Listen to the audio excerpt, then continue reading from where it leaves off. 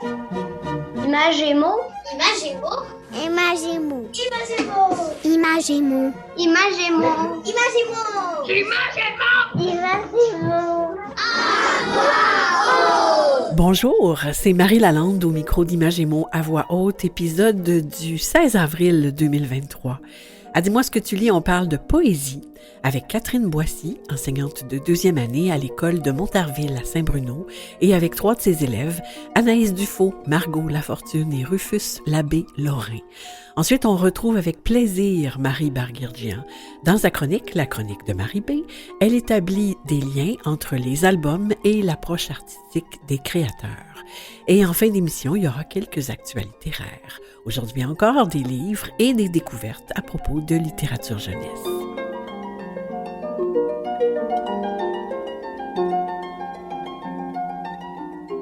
Dis-moi ce que tu lis. Dis-moi ce que tu lis, c'est le moment privilégié de l'émission où on rencontre des gens qui lisent les livres jeunesse. Aujourd'hui, on rencontre Catherine Boissy, enseignante en deuxième année à l'école de Montarville, du Centre de service scolaire des Patriotes. Bonjour Catherine. Bonjour Marie. Catherine, c'est un grand plaisir de vous recevoir sur Zoom. Avec vous, il y a trois des élèves de votre classe de deuxième année, Anaïs Dufaux, Margot Lafortune et Rufus Labbé-Lorrain. Bonjour. Bonjour. Bon, bienvenue à vous trois à Imagémo à voix haute. Si vous voulez, on va débuter avec vous, Catherine. Alors, on va vous demander un petit peu de patience. Les trois, Anaïs, Margot et Rufus, on va vous revenir tout à l'heure pour parler de poésie avec vous. Alors, on va d'abord parler de votre école à Saint-Bruno. Vous y enseignez depuis longtemps, Catherine? C'est ma septième rentrée, septième année à cette école-ci OK. à Saint-Bruno. À Saint-Bruno, mais vous étiez ailleurs avant. Oui, j'ai fait peut-être 2 ou 3 ans avant à contrat, puis ensuite j'ai eu mon poste, là, ma permanence ici à Saint-Bruno, et depuis ce temps, je suis ici Et avec mes collègues. qu'est-ce qu'on peut dire de votre milieu scolaire, de l'école? C'est une grande école. On est nombreux, on est plus de 600 élèves, mais c'est un milieu, somme toute, assez aisé culturellement aussi. Les élèves sont allumés, les élèves ont vécu des choses, ils lisent déjà à la maison. Et donc, on a des parents aussi présents. Donc, c'est un beau milieu stimulant pour les enfants. Ah, ça c'est bien. Puis dans votre classe, Catherine, il y a des dizaines et des dizaines de livres que les enfants peuvent lire et consulter. Votre enseignement s'appuie sur la littérature jeunesse. D'ailleurs, vous êtes l'une des administratrices de J'enseigne avec la littérature jeunesse, fondée par des enseignantes passionnées comme vous en 2014, qu'on peut voir et consulter sur Facebook et sur le blog du même nom. Vous avez coécrit l'ouvrage didactique Demain, j'enseigne avec la littérature jeunesse, avec de quelques-unes de vos collègues. Comment ça se concrétise tout ça dans la vraie vie avec les enfants de votre classe? Oui, ben c'est important pour moi que les élèves apprennent à lire en étant lecteurs, donc en lisant des vrais livres, que ça soit leur vraie vie de lecteur là, qui évolue. Donc, je leur enseigne des stratégies autant pour les bonnes habitudes de lecteur, préparer sa pile à lire, faire le survol, comment choisir un livre, mais aussi des stratégies là, plus liées à la compréhension de la lecture, à la réaction de la lecture. Puis c'est la même chose en écriture. Lorsqu'on écrit, on s'inspire des auteurs, des vrais livres jeunesse. Puis après ça, on va s'inspirer de ça pour écrire à notre tour, donc pour qu'ils développent leur plume de jeunes auteurs. Ah, c'est très, très, très stimulant. Et tout récemment, vous avez présenté un genre littéraire qui est bien particulier à vos élèves. Vous avez lu et écrit de la poésie en classe avec eux. Comment ça s'est passé? Comment vous avez présenté ça? Oui, puis souvent, c'est leur premier contact en deuxième année avec de la poésie.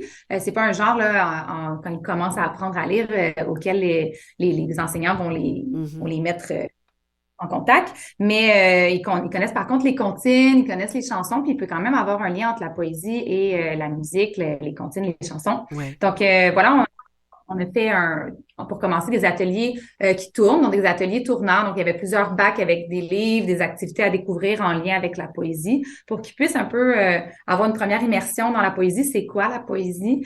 Il y a certains élèves qui ont nommé après les premiers ateliers là, tournants que la poésie, ça leur faisait vivre des émotions. Ils ont reconnu la musicalité aussi dans la poésie, le choix des mots. Ils ont dit que la poésie, souvent, ça leur faisait du bien. Donc, c'est un petit peu qu'on a mis la table. Puis ensuite, ben, on a commencé à faire des ateliers d'écriture de poèmes. Donc, on est parti de voir avec nos yeux de poète, regarder des objets, essayer de voir comment est-ce qu'on peut le regarder autrement. Donc, que notre taille-crayon soit pas qu'un taille-crayon. On se disait que c'était des petites abeilles qui travaillaient fort pour tailler notre mine. On a regardé le plafond de notre classe. Donc, c'est un peu comme ça qu'on a amené finalement à regarder aussi à l'intérieur de nous nos émotions pour voir autrement avec nos yeux de poète. Et en produire. Donc, on pourrait laisser la parole à vos élèves pour nous en parler plus longuement. Vous avez choisi tous les trois de nous parler d'un des livres de poésie que vous avez lus. Alors, peut-être que Rufus, tiens, commençons avec toi. Qu'est-ce que tu as choisi de présenter? Qu'est-ce que c'est le livre dont tu voudrais nous parler? Mais c'est un livre avec des haïkus. Les haïkus, c'est comme des petits poèmes, mais avec 3 lignes, Ouais. habituellement. Ouais. Puis, ce livre-là, il s'appelle Quelques instants d'année. Puis, c'est aux éditions de Soulière Éditeur. OK. Et tu m'avais dit que c'était Nadine Deschenaux qui a écrit ce livre-là, c'est ça? Ouais. Et pourquoi c'est ton livre préféré en poésie? Parce que c'est pas des poèmes trop longs à lire, donc c'est moins facile de faire des fautes en Ah, lisant un poème. OK. Est-ce que tu en as choisi un? Est-ce que tu voudrais nous en lire un? J'aimerais ça. On t'écoute. Blabla matinal, retrouver toutes mes amies, bonheur du lundi. Ça commence bien la semaine. C'est bien, super. Merci beaucoup, Rufus. Passons à Margot. Margot, qu'est-ce que tu veux nous présenter, toi, comme livre de poésie que tu as lu? Ben, c'est un très, très gros livre, mais il y a aussi... Ben, en fait, pour commencer, le nom du livre, c'est Hochelaga, mon quartier. Ouais. Puis c'est un poème d'écoliers montréalais. Des Montréalais, donc, qui habitent à Montréal. Puis ça a été illustré par l'illustrateur, tu me l'avais dit, hein, c'est Roger, c'est ça? T'en as choisi un? Est-ce que tu veux nous le lire? Oui. J'ai trouvé un oiseau blessé. On l'a lancé pour qu'il vole. Il est tombé et il est mort. Oh, c'est un peu triste, celui-là, hein? C'est vrai que ça nous fait vivre des émotions. Pourquoi tu as choisi ce livre-là, toi, Margot? Parce que de un, j'aime beaucoup les animaux, puis de deux, ça m'a vraiment touchée. Ah, ça t'a touché. Ben oui, c'est vraiment, effectivement, c'est une bonne raison. Puis toi, Anaïs, qu'est-ce que tu as choisi de nous présenter comme livre de poésie? Un petit poème, un petit livre avec plein de petits poèmes de l'hiver. Ouais, ça Puis s'appelle comment? le conte. Flocon. Ben oui. Et c'est un livre de qui? Qui l'a écrit? Paul Brière, D'accord.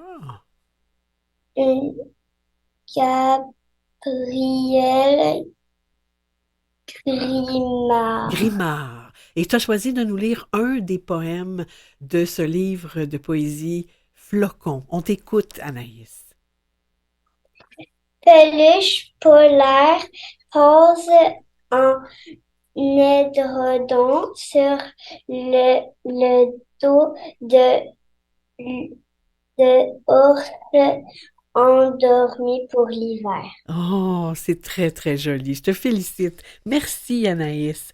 Et vous avez découvert donc des auteurs, des autrices de poésie, mais vous êtes vous-même devenus des auteurs parce que vous avez écrit à votre tour des poèmes.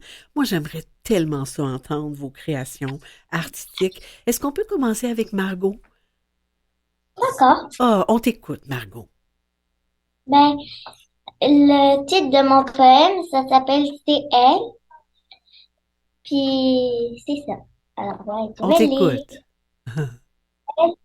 Elle, elle est gentille, c'est elle. Elle me chante des chansons pour m'endormir, c'est elle.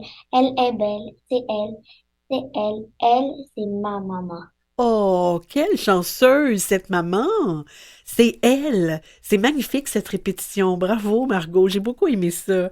Et Anaïs, toi, est-ce que tu veux nous lire ta poésie? Le titre, c'est Le cerf-volant, parce qu'on a un cerf-volant dans la classe. Oh, d'accord. Puis là, je m'ai inspirée. Alors, je vais le lire. Le cerf-volant dans la classe, j'aime et j'imagine qu'il vole sur la plage et il vole jusqu'à revenir au départ. Oh, wow, ça nous donne le goût, hein, de faire voler le cerf-volant. Merci, Anaïs. Et toi, Rufus, qu'est-ce que tu as écrit? J'ai écrit un poème sur un crayon, mais c'est mon poème, je trouve qu'il y a un peu de magie un peu dedans, mais c'est pas vraiment comme un tapis volant. Ah non, non, d'accord. On écoute ça. Petit bâton de bois pour écrire nos rêves, aussi tu me rends joyeux et calme. Que tu sois petit ou grand, tu me rendras toujours aussi content. J'adore ça, Rufus. Et toi, Catherine, vraiment, qu'est-ce que vous observez, pas toi, Catherine, vous, Catherine, qu'est-ce que vous observez chez vos élèves quand vous leur présentez ce genre littéraire? Moi, ce que j'aime le plus quand je présente la poésie, ça touche les cœurs. Et deux, j'aime que les élèves se découvrent en tant qu'auteurs de poèmes. Je les rencontre sous un autre œil. Je les vois avec leurs grandes émotions. Au tout début, on a eu un élève dans la classe qui pleurait. Il s'était replongé dans son émotion. Donc, on Oh, vit une grande montagne russe d'émotions. Puis, je trouve que ça nous rapproche en tant que famille de classe. oui, hein, c'est intéressant. Puis on crée, ben, ce que vous le faites de toute façon, à chaque fois que vous mettez en lien la lecture et l'écriture, on crée une communauté de lecteurs, puis une communauté de scripteurs. C'est ça qui est intéressant. C'est vraiment Totalement. génial. Oh, je vous remercie. Quelle chance on a aujourd'hui de pouvoir parler aujourd'hui du plaisir des mots. Je vous remercie, Catherine Boissy, de permettre aux élèves qui passent dans votre classe de faire autant de belles découvertes. Merci aussi de contribuer à faire rayonner la littérature jeunesse via J'enseigne avec la littérature jeunesse. On va mettre le lien sur le site de l'émission pour que les gens puissent aller voir ce que vous produisez, le blog, la page Facebook et tout ça, là. Et merci à vous trois, Anaïs Dufault, Margot Lafortune et Rufus Labbé-Lorrain, d'avoir partagé avec nous de si jolis mots. Au revoir. Au Au revoir. revoir, Marie. Merci Bye. beaucoup. Merci. Je vous embrasse. Bonjour, je m'appelle Aurélie et j'ai 9 ans. J'aime lire parce que ça m'aide à pratiquer mon oral. La chronique de Marie Barguir-Jean. C'est avec un immense plaisir que nous retrouvons Marie Barguir-Jean et sa chronique régulière à l'émission. Bonjour Marie. Bonjour Marie, plaisir partagé. Aujourd'hui, vous faites un lien entre le travail des illustrateurs et illustratrices dans certains albums et l'art, rien de moins. On vous écoute. Et quelle richesse. Et dans les albums de littérature jeunesse, vous le savez Marie, la lecture se joue dans une double narration, celle du texte et des illustrations. Les illustrations, j'en ai déjà parlé dans une précédente chronique pour indiquer leur importance et leur rôle au niveau de la compréhension, de l'anticipation, de l'interprétation. Que font les enfants au fil de l'histoire? La façon dont ils s'approprient déjà une forme de lecture. Et l'illustration d'un album est bien souvent ce qui nous attire en premier lieu dans les choix que nous faisons. Il se pourrait même d'ailleurs qu'on ait tendance à choisir pour nos enfants les albums dont les illustrations nous attirent, nous, adultes. Ah oui, on fait ça. Ou les illustrations qui nous rappellent quelque chose. Et combien de personnes achètent encore des Martines, hein? C'est pourquoi je suggère fortement à nos auditeurs de penser à varier leurs choix, car l'album est bien le premier musée qu'un enfant visite. Et oui, ce n'est pas moi qui le dis, c'est Květa Pakowska et je suis bien d'accord. Elle vient de nous quitter, cette créatrice qui faisait pour les plus jeunes des albums fabuleux, tout à fait originaux dans leur esthétique, leur créativité et dans un style bien à elle. Gveta était une grande artiste et je n'ai pas peur de dire ici que les illustrateurs et les illustratrices de livres pour la jeunesse sont de grands artistes. Au-delà de leur travail à raconter à côté et avec le texte, ils déploient chacune et chacun leur style, leur technique, leur esthétique. Et les enfants les reconnaissent bien quand on leur apporte cette variété. Ils font très bien la différence entre un Claude Ponty, une Élise Gravel, une Manon Gauthier, une Mireille Levert ou Isabelle Arsenault. Cette initiation à l'esthétique des œuvres littéraires les enrichit et leur apprend à apprécier le monde visuel, un monde très présent dans leur vie actuelle. Dans cette admiration que je porte aux illustrations, il y a quelque chose d'un peu militant. À l'heure des tablettes ou d'autres supports numériques et qui réduit un peu tout de même tout au même format. Car enfin, une illustration de Stéphane Poulain peinte à l'huile avec cette brillance, cette lumière particulière à cette technique n'a pas le même effet que les collages de Manon Gauthier ou les crayons d'une Kitty Quasser ou de Caroline Merola. Et cela, c'est sans parler de l'objet livre lui-même qui sert aussi l'aspect artistique. Certains déploient leurs livres en largeur, format à l'italienne, d'autres en hauteur. Les illustrateurs, illustratrices redoublent d'astuces sur la page pour qu'elle devienne un véritable espace dans lequel l'enfant circule tout comme le héros qu'il suit. Tout compte, Marie. Les formats, les médiums, les styles, minimalistes, impressionnistes, fantastiques, expressionnistes, etc. Il y a des personnages dessinés au trait fin, d'autres avec un trait gras. Certains usent de couleurs douces, d'autres ont une palette beaucoup plus tranchée. Bref, on sent combien ce monde des albums est déjà une petite initiation à l'art, dans la mesure où l'on habitue les enfants à cette très grande richesse de représentation. Allons plus loin, si vous le voulez bien. Savez-vous qu'il se cache dans certaines illustrations des clins d'œil à de très grands artistes, des allusions très claires à des œuvres célèbres. Un exemple des plus connus se trouve sans doute dans Le fameux chien bleu, où la créatrice, Nadja, met en scène un pique-nique qui ressemble fortement au déjeuner sur l'herbe de Manet. Stéphane Poulain lui-même, qui adore la peinture ancienne, a déjà carrément repris pour modèle la dentelière de Vermeer, peintre du XVIIe siècle. Dans les deux cas, les illustrateurs reprennent la composition générale du tableau, mais y introduisent des éléments nécessaires pour créer un lien avec l'histoire contemporaine qui est racontée. Que l'on connaisse ou pas ces œuvres, ces clins d'œil iconographiques, pour parler un langage savant, cela n'a pas tant d'importance. Mais ça montre à quel point les créateurs, illustrateurs, illustratrices apportent dans l'univers quotidien des enfants un accès à l'art. Ce qui m'inquiète sur les tablettes, pour revenir à mon côté militant, on y revient. C'est qu'on ne sente plus cette matière, les coups de pinceau, le geste, l'épaisseur de la couleur, la transparence de l'aquarelle, et que tout soit au même format. J'ajouterai un mot sur certains albums qui ont une véritable volonté artistique. J'évoquais tout à l'heure Gveta Pakowska, mais pensons aussi à Anthony Brown, qui use partout d'allusions au monde surréaliste de Magritte ou de Dali, à Bruce Roberts, récemment décédé, génial créateur anglo-montréalais qui se montrait expressionniste dans ses illustrations. Pensons aussi à tous ces livres d'art pour enfants, évidemment ça me concerne, mais ils contribuent vraiment à mettre entre leurs mains des découvertes artistiques. L'album est un genre bien défini aujourd'hui qui ne cesse d'évoluer. Il est définitivement source d'une grande richesse pour nos jeunes lecteurs et un accès indéniable au monde artistique. Bien sûr, le rôle d'une illustration dans un livre n'est pas le même qu'un tableau accroché au mur d'un musée, mais les deux sont intimement liés puisque dans un tableau, il y a toujours un pouvoir fictionnel. Dans le temps et dans l'espace, un tableau nous raconte quand même quelque chose. Même un tableau abstrait. Quand un illustrateur ou une illustratrice s'en empare pour le glisser dans une illustration, alors cette illustration est une formidable source d'enrichissement pour l'enfant. C'est un lien qui va de soi, il me semble. En multipliant nos choix esthétiques d'albums, nous ouvrons nos plus jeunes à la diversité. Nous les rendons plus libres et plus audacieux dans leurs propres explorations. Et puis, n'oublions pas pour conclure que la rencontre entre l'art et l'enfant est une chose naturelle puisque les tout-petits dessinent avant même de lire ou d'écrire. Ah, ben oui, c'est vrai. Et puis, on trouve toujours ça beau, ce qu'ils font, les enfants, quand Eh ils oui. commencent à dessiner. Votre chronique, ça m'a rappelé aussi l'album Augustine de Oui. Mélanie Watt, dans lequel elle s'amuse à insérer dans l'histoire du petit manchot des illustrations qui évoquent des peintres célèbres tout au long du livre. Bien sûr. Alors, il y a plein de Il y a créateurs qui énormément, font ça. oui, on aurait pu lister il y en a beaucoup de tableaux. beaucoup. On a mis quelques exemples, je Oui. crois. Ben, merci. Je vous remercie, Marie, de nous permettre de faire ces liens. À très bientôt. À très bientôt, Marie. Merci à vous. Bonjour, je m'appelle Gabrielle et j'ai 8 ans. J'aime lire à voix haute parce que je fais connaître le livre aux personnes qui m'écoutent. Les actus littéraires.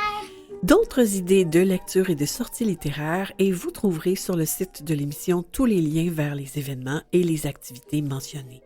Dimanche prochain, le 23 avril, à Marie raconte, je lis le livre Poussière d'étoiles de Jane Willis et Briony May Smith, publié aux éditions Gallimard Jeunesse.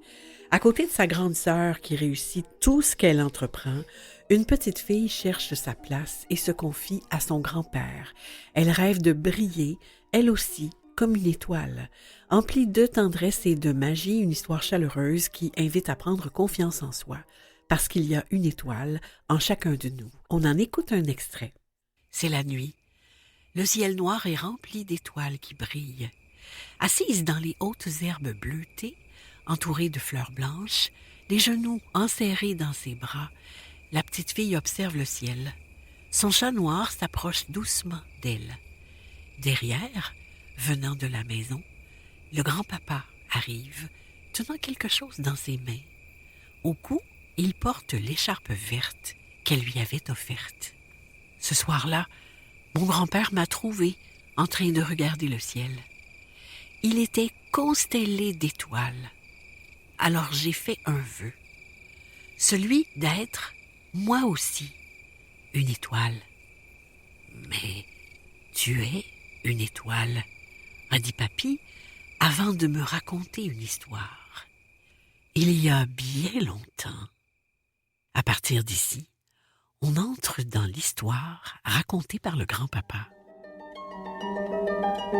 Du jeudi 20 au dimanche 23 avril se tiendra le 38e Salon du livre d'Edmundston.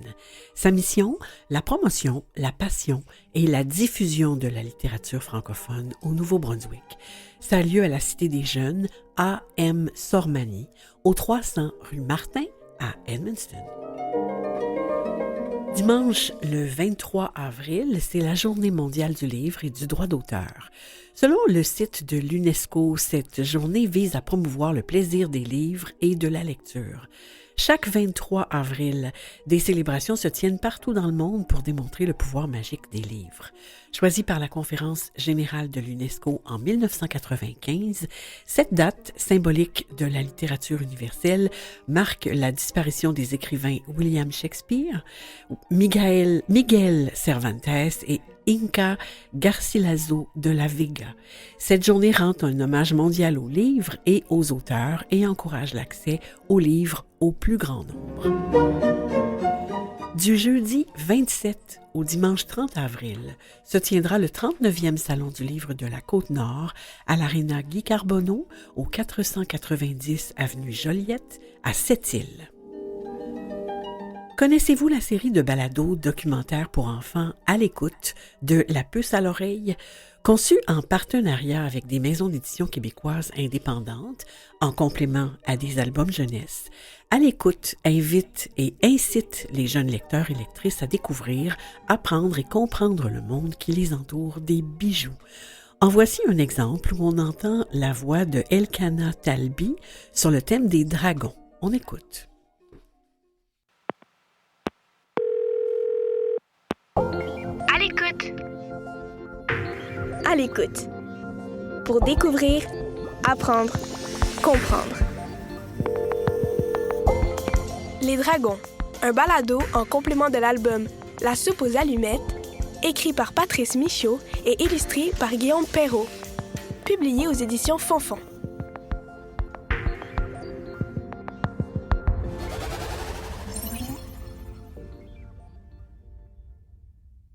Les dragons. Tu connais ça, toi, les dragons? Tu sais, les dragons, ces créatures mythiques, des sortes de reptiles gigantesques qu'on décrit parfois comme ayant des ailes et crachant du feu. Ah, j'aimerais ça, moi, avoir un dragon de compagnie. Un dragon domestique avec lequel jouer, m'envoler dans le ciel et vivre plein d'aventures. Ah, toi aussi, t'aimerais ça? Ben, chouette! On peut en parler ensemble, alors?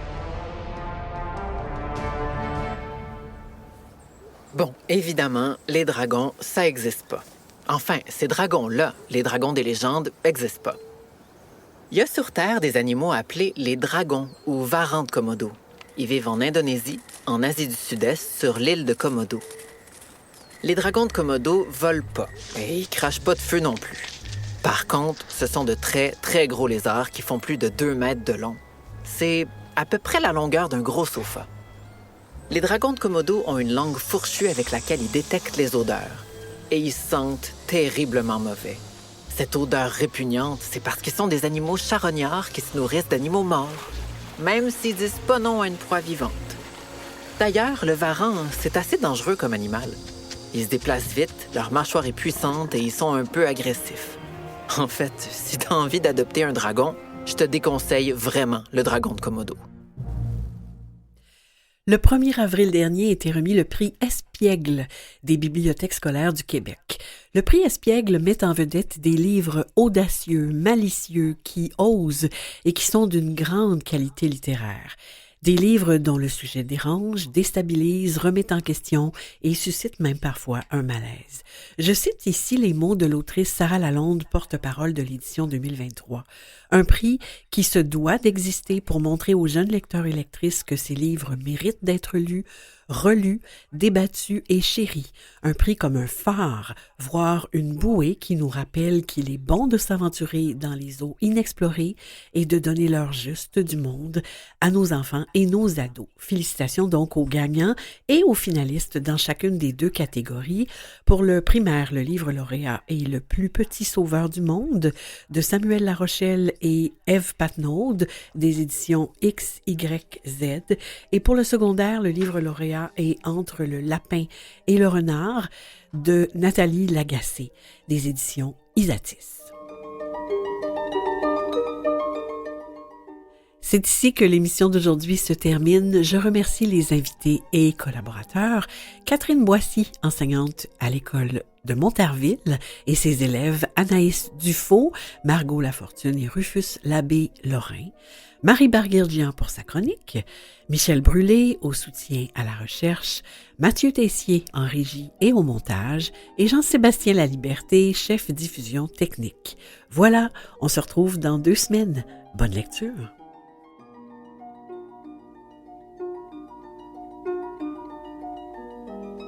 Thank you.